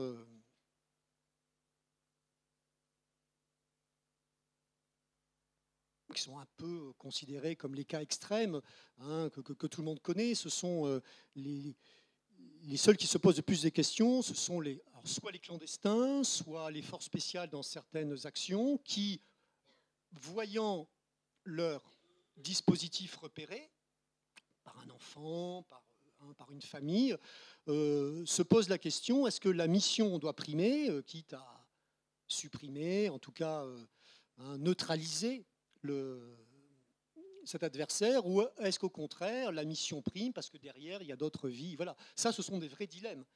Le reste, j'allais dire que malheureusement, dans l'action,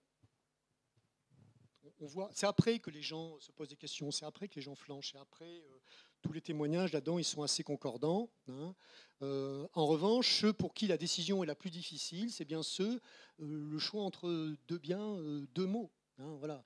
Derrière cette mission, il y avait probablement la possibilité d'abréger les souffrances de tel. Voilà, c'est ceux-là qui ont du mérite. C'est ceux-là. Et là, chacun fait en son âme et conscience. C'est-à-dire que parfois, il y a des solutions intermédiaires. Vous pouvez arriver à neutraliser, mais cette fois au sens premier du terme, hein, l'adversaire.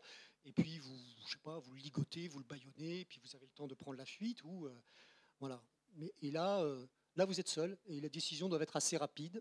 Voilà. Eux, ce sont les mieux placés. Donc pour moi, je dis le sniper, hein, voilà, et celui qui a vu son dispositif dévoilé, qui devait à tout prix rester camouflé, et qui, devant l'enfant qui est venu jouer à quelques mètres et a découvert sa cache. Voilà. Et puis alors, on a des exemples voilà, dans tous les domaines.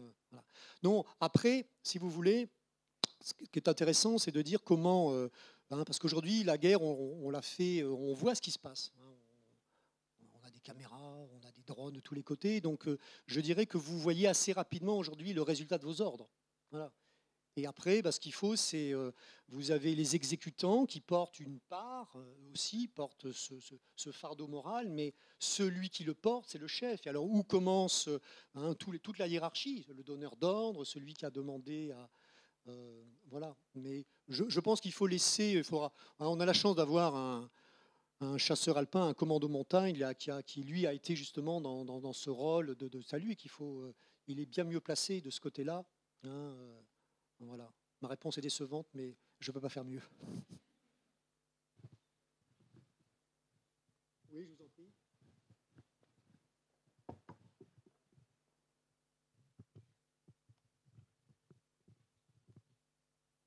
Qu'est-ce qui est beau dans la guerre? Qu'est-ce qui est beau dans la guerre? Alors, je comprends ce que vous voulez dire. Dans le sens où, quelles sont les valeurs qui ressortent? Non, bien sûr. Eh bien, c'est... Oui, pardon.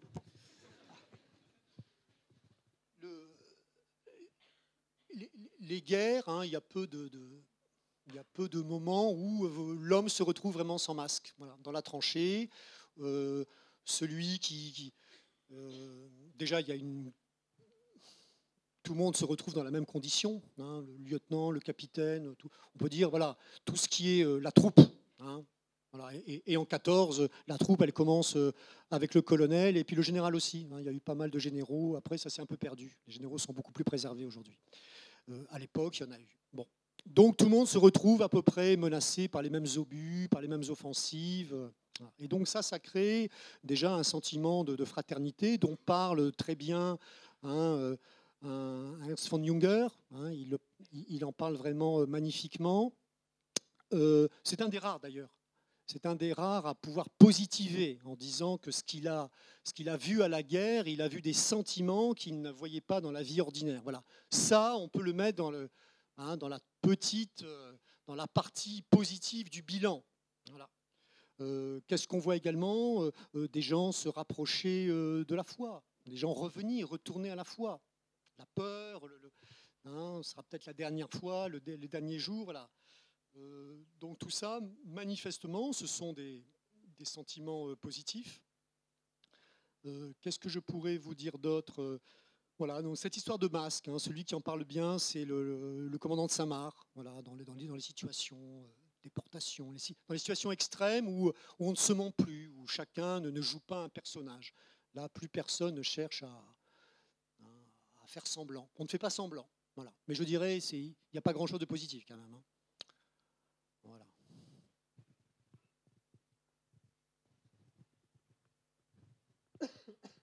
Vous avez abordé tout à l'heure la question du souverain légitime et de la guerre juste.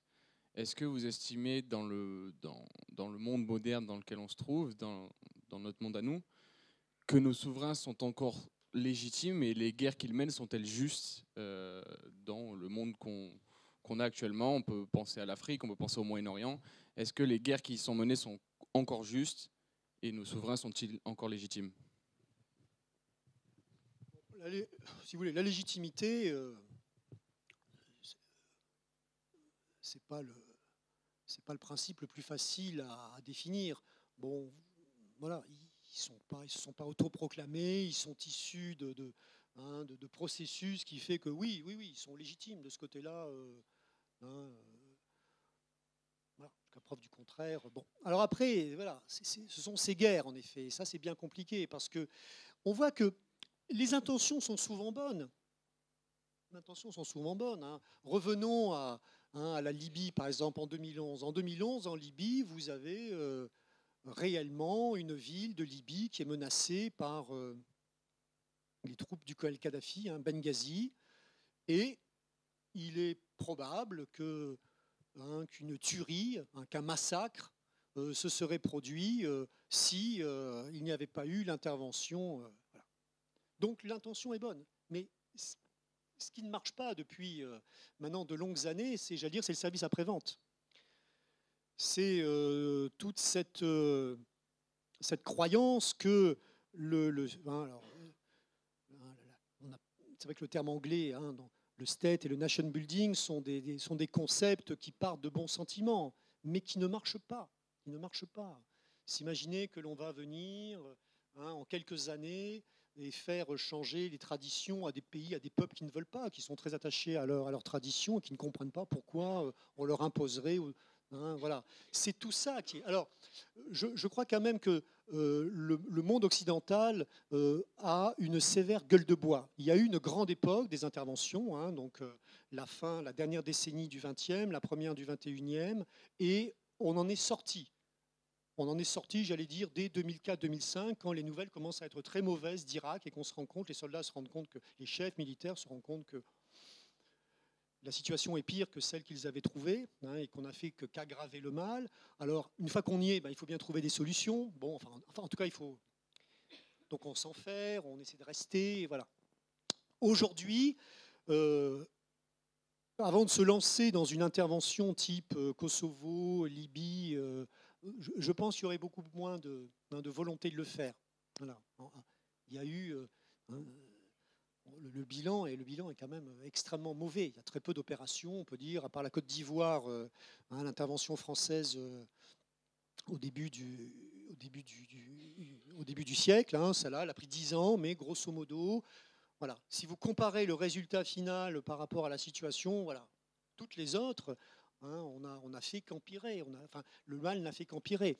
Après, vous avez donc nécessité de devoir réagir rapidement. Quand vous avez une crise humanitaire, pensez au Rwanda, quand vous avez... le Rwanda, pour ça, est une opération intéressante. Vous pouvez vous donner du temps, mais le temps, on n'en a jamais. Ce qu'il faudrait, c'est pouvoir vraiment analyser, pouvoir se dire, pas tout de suite. Voilà. Mais tous les jours, les comptes rendus reviennent, et puis quand finalement, le génocide, c'est à peu près 800 000 personnes en très peu de temps, en 3-4 mois. Donc vous voyez, chaque jour qui passe, vous vous dites, voilà, j'ai laissé faire. C'est ça aussi qu'il faut prendre en compte. Donc, le politique se dit, voilà, si j'agis, c'est maintenant. Si c'est pour dire, je viens dans 3 mois, ça ne sert à rien. Donc, soit j'y vais pas, mais si j'y vais, c'est plutôt maintenant. Après, le politique, il aime bien se rassurer aussi. À défaut d'avoir la bonne solution, il faut au moins que je montre que j'ai fait quelque chose. C'est ça qui est peut-être un peu pervers. J'agis pour montrer que j'agis. Et peu importe les conséquences. C'est ça qui est un peu grave. Il faudrait après avoir des gens qui ont vraiment l'honnêteté de dire, eh bien non, je ne fais pas.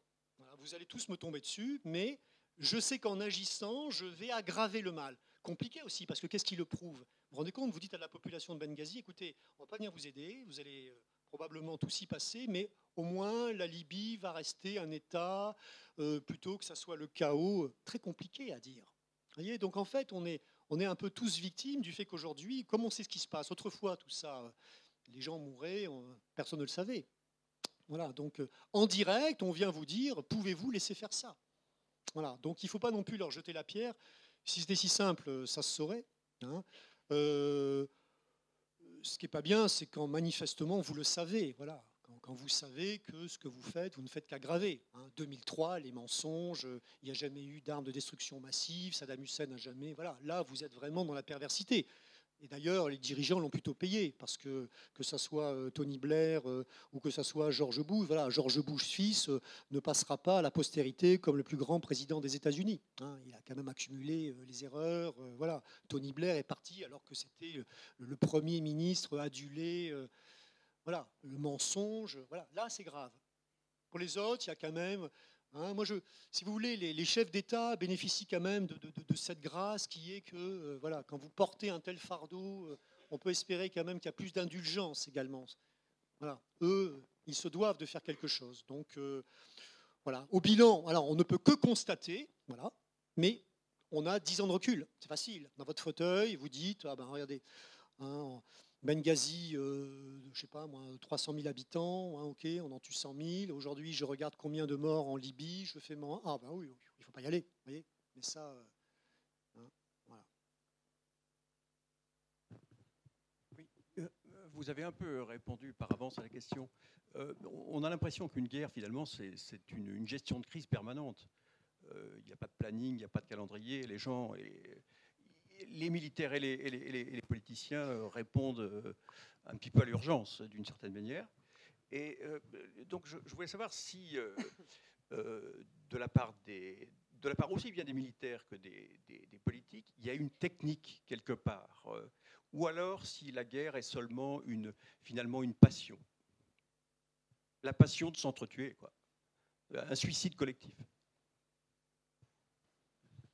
Bon, j'écarte la deuxième hypothèse. J'en ai pas rencontré beaucoup des exaltés comme ça. Non, honnêtement. Alors après, il peut y avoir une forme quand vous êtes pris, c'est vrai.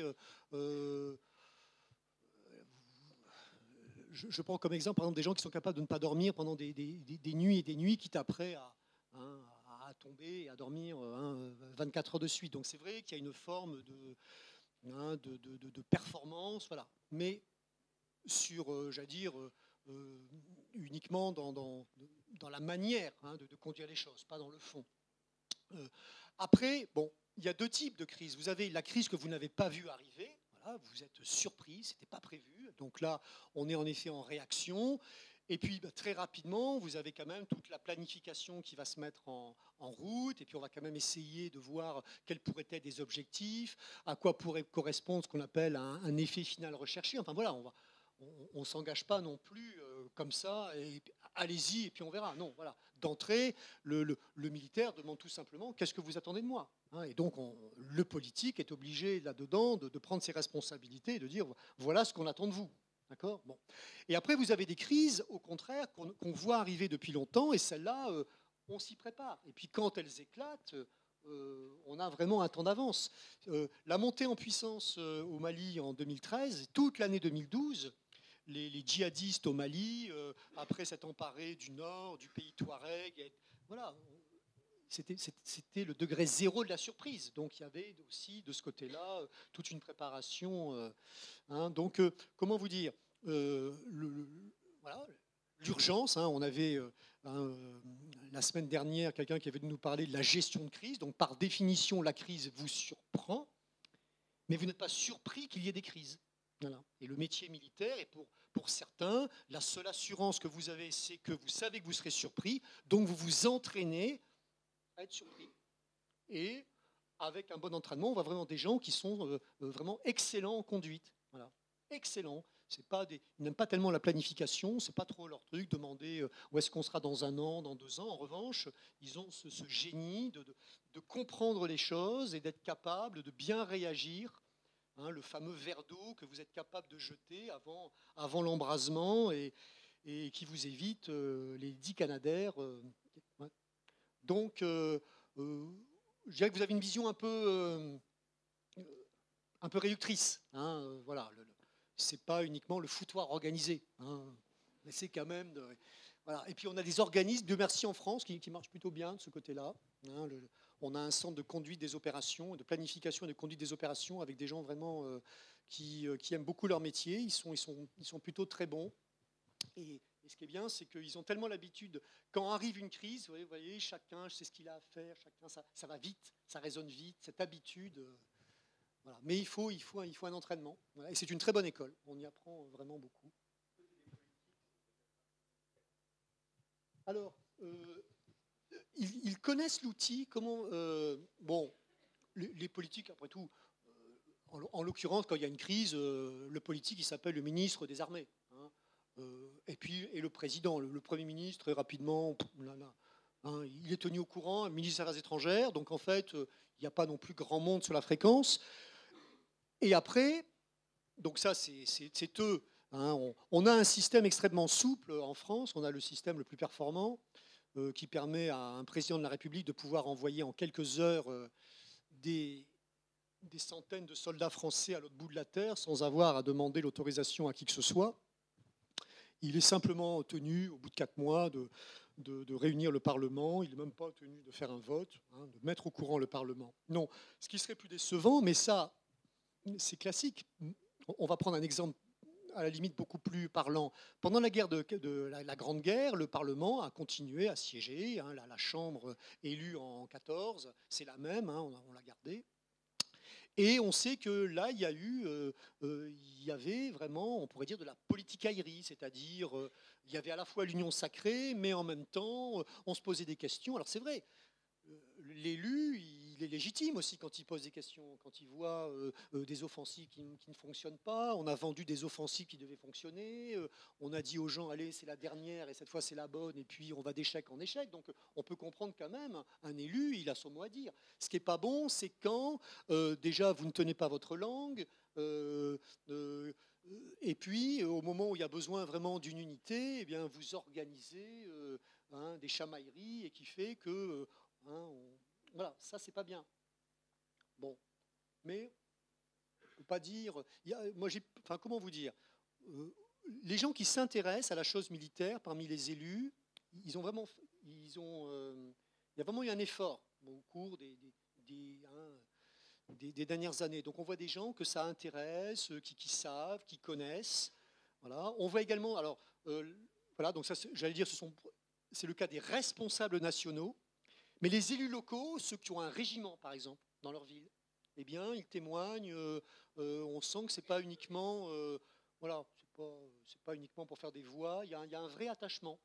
Hein, il y a peu de maires, même quand la couleur politique est assez éloignée, hein, du cœur, du point moyen de ce que peut voter une unité. Vous voyez, mais il y a un vrai attachement. Et donc, on s'intéresse, on sait ce que fait le régiment, on s'intéresse aux familles.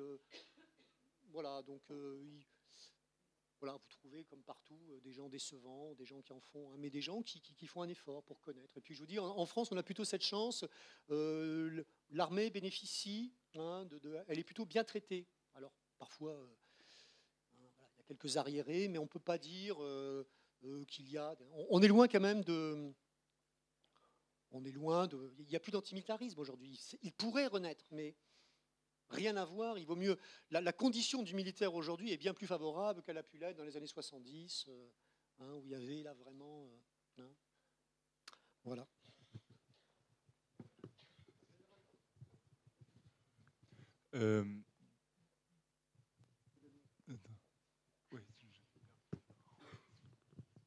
En général, je suis un ancien officier de l'armée de terre. Et autrefois, quand j'étais en activité, il y avait des aumôniers catholiques. Et maintenant, de plus en plus, il y a des aumôniers protestants, musulmans, juifs. Alors, est-ce qu'ils ont tous la même notion de cette guerre juste pour expliquer aux militaires? Alors, des aumôniers, il y en a protestants, enfin des pasteurs et des aumôniers juifs, il y en a toujours eu. C'est le phénomène relativement récent, c'est l'arrivée de l'aumônerie musulmane. Voilà. Pendant de longues années, on pourrait dire l'évêché aux armées, enfin en tout cas l'aumônerie catholique, protestante et juive essayaient de tenir le plus éloigné possible. Voilà. Bon, et puis, donc c'est quand même un phénomène qui n'est pas récent. Il y a toujours eu, pendant la Grande Guerre, il y avait des aumôniers de toutes les confessions de ce côté-là. Alors après, il n'y a pas, comment vous dire, chaque guerre, c'est sûr, j'imagine que quand il se passe une guerre au Proche-Orient, j'imagine là-dedans que l'aumônier israélite se sent évidemment beaucoup plus concerné. Voilà, mais ce qui est tout à fait normal. Quand vous avez une guerre mettant... voilà. Mais on n'a jamais eu... On fait très attention. Les aumôniers qui viennent dans l'armée, je peux vous dire, font l'objet d'enquêtes. Voilà. Alors c'est valable dans les deux sens, c'est-à-dire que on pourrait même également en vouloir à un aumônier catholique qui paraîtrait un peu trop qui prendrait certaines idées, mais il n'y a pas vraiment ce sont plutôt des éléments modérateurs. Voilà. Le fait qu'on les sélectionne, le fait que l'on ne prenne pas n'importe qui. Moi, j'ai plutôt croisé des gens, j'allais dire, de bonne volonté. Voilà. J'ai pas vu. Ce serait grave si on s'apercevait. Et là, et on fait très attention. Voilà. On y fait très attention. Qu'en aucun cas, ça puisse être un foyer de révolte, de ceci. Non, non. Ça joue le jeu. Voilà. Ça joue le jeu. Et on n'est pas naïf. On n'est pas naïf sur cette question. On a tout un service qui suit ça de près, comme vous le savez. Voilà. Oui, mais quand on est musulman, on parle des mécréants qu'il faut supprimer, etc. Donc, ce niveau de guerre juste, est-ce qu'il est pour tout le monde pareil? Alors, on n'a jamais été déçu par le comportement de nos soldats. Voilà. Et je n'ai pas d'exemple à vous donner de soldats qui auraient flanché, qui auraient dit... voilà. On a des soldats peut-être qui... alors, moi j'ai un exemple, mais bon, comme c'est dans une autre armée, je ne devais pas... qui avaient des états d'âme, pas vouloir partir en mission, etc. Donc, hop, tant mieux, exfiltration, et finalement, c'est pas plus mal. Mais ce qui est important, c'est de ne pas flancher le jour J, c'est de faire son devoir. Et là, on a plutôt des témoignages plutôt très favorables.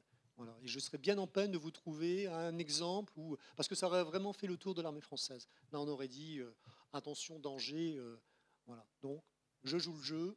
Et comme l'armée française est quand même allée sur beaucoup de théâtres très différents, voilà, on peut considérer que les gens se comportent bien. En situation de dernier recours, est-ce qu'il y a des répercussions pour un général qui refuse de donner l'ordre au motif que c'est contraire à sa foi? Et aussi, est-ce qu'on peut dire, au vu de ce que vous avez dit précédemment, que s'engager dans l'armée, ça devient le devoir du chrétien, ça fait partie du devoir du chrétien? Oui, donc il y avait eu ce véritable basculement, on pourrait dire, de jurisprudence. Enfin, en l'espace de 10 ans, on est passé de « il ne faut surtout pas y aller » à « attention, ceux qui n'y vont pas ». Alors, les guerres que nous vivons et dans lesquelles les Occidentaux sont mêlés n'ont rien à voir avec les guerres qui ont pu être menées avant. Ce qui veut dire que vous ne recevez par définition aucun ordre illégal. Et par ordre illégal, ce serait de sacrifier des villes, des villages, de faire des otages. Voilà. Ça, ce sont des ordres illégaux et par conséquent, personne n'y obéirait. Et d'ailleurs, il ne viendrait à l'idée de personne d'en donner. Donc de ce côté-là, mais c'est facile aussi de se rassurer, c'est que les guerres dans lesquelles on est, on ne joue pas sa survie. Donc on peut même se permettre de...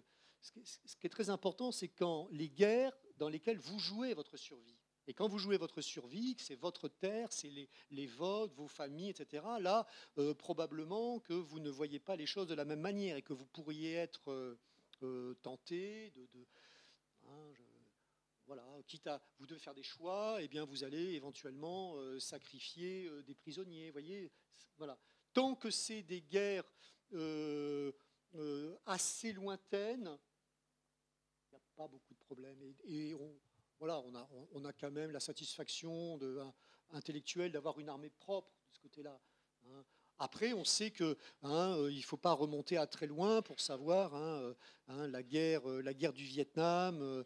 On voit très bien la fameuse tuerie de My Lai, comment une section américaine prise à partie dans un village avec des gens qui avaient levé les mains juste avant et qui en fait derrière abritaient des Viet Cong. Bon, tout le village y est passé, mais souvent tout ça est à mettre sur le compte malheureusement d'une troupe qui est mal commandée ou pas commandée, des phénomènes de panique, des phénomènes de peur collective, et la peur est toujours mauvaise conseillère. Voilà, donc ça peut arriver, hein.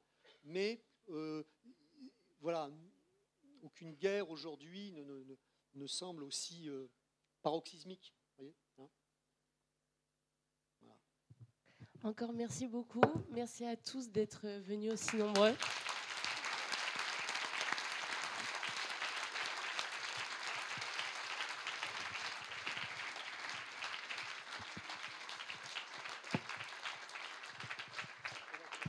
Donc, je vais laisser la pastorale des étudiants vous donner quelques petites infos et après nous aurons une prière par l'abbé Hérault.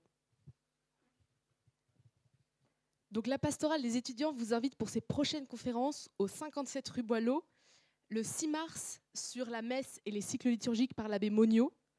Le 13 mars, c'est Maxence de Rugy qui vient. C'est le maire de Talmont-Saint-Hilaire qui nous parlera de chrétiens et politique. Est-ce que ça se combine ? Comment, voilà. Et une date importante à retenir, c'est le 6-7 avril, le pèlerinage des étudiants du Grand Ouest, avec du coup les aumôneries de Bretagne, de Normandie et des Pays de la Loire. C'est donc retenez bien la date, 6-7 avril, et n'hésitez pas à venir me voir. Oui, c'est au Mont-Saint-Michel, oui.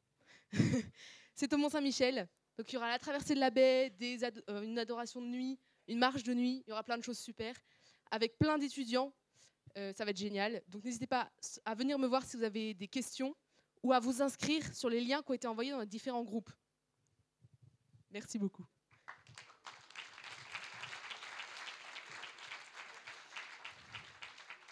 Merci mon général pour ce tour de force de votre conférence, une grande fresque d'éthique, de théologie.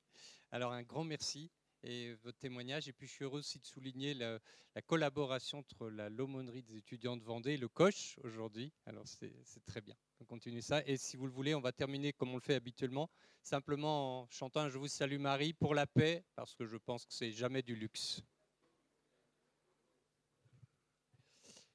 Au nom du Père et du Fils et du Saint-Esprit, je vous salue Marie, pleine de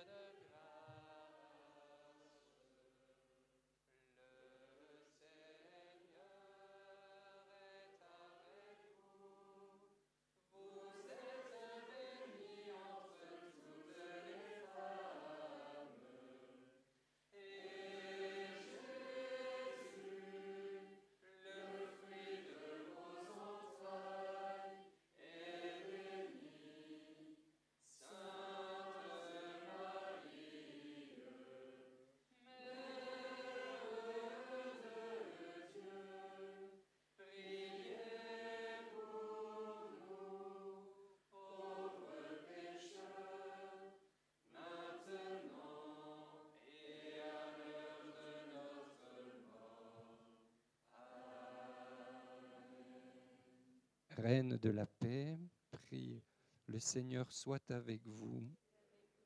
Que Dieu Tout-Puissant vous bénisse, le Père et le Fils et le Saint-Esprit. Amen. Bonne nuit à tous et merci.